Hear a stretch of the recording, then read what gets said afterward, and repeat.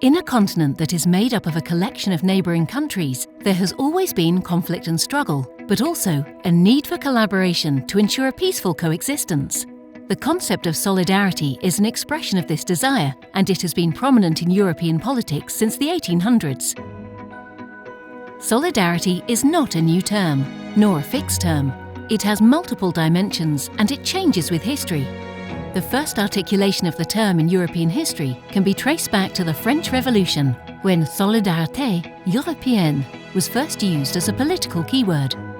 After the Napoleonic Wars, the Holy Alliance used a Christian democratic approach to bring together allies.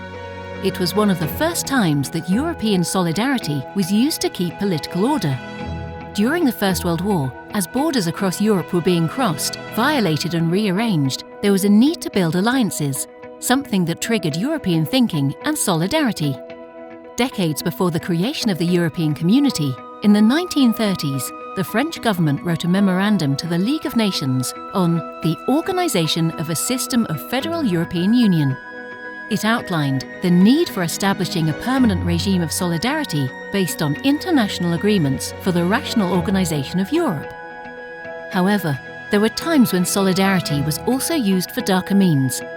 In the late 1800s, European solidarity was manifested by European countries against the local populations of their colonies, and it was later weaponized in a similar way by the fascist and Nazi dictatorship against minority populations. Fast forward to better times, as different formats of solidarity began to appear in the 80s, such as the founding of the Polish trade union movement, Solidaarność, which used civil resistance to enforce change. In 1981, French President Mitterrand created le Ministère de la Solidarité.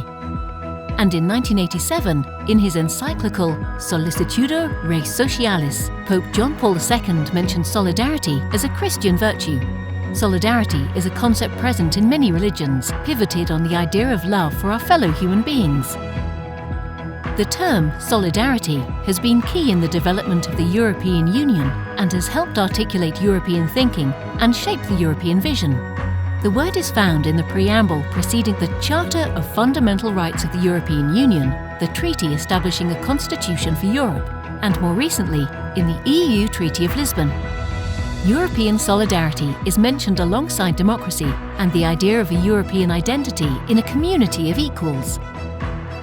Recently, solidarity has once again taken centre stage in the European political landscape, when the continent started facing new shared challenges, both humanitarian and economic, especially with the refugee crisis at its borders.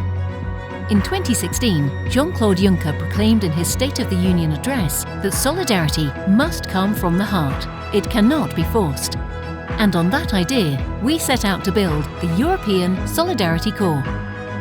Right now, Europe and the whole of the world is facing a new crisis with the spread of a pandemic. Now more than ever, it has been made obvious that the air we breathe, the space we inhabit, our weaknesses and our strengths are shared, and we must stand with each other in solidarity in order to survive. We don't only call for solidarity as an urgency, but we seek it and we must forge it. Solidarity means, at the end of the day, we are all in this together.